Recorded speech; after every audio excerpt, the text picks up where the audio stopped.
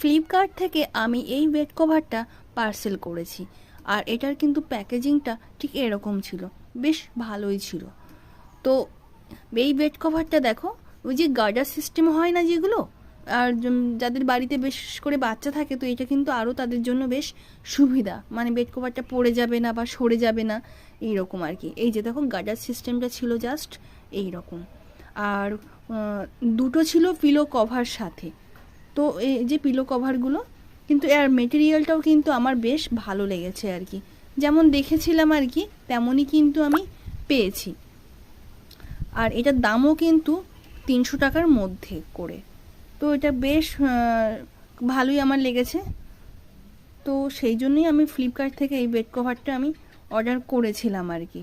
তো যাই হোক, ঠিক আছে, তাহলে মিনি ব্লগটা এখানেই শেষ করছি তাহলে।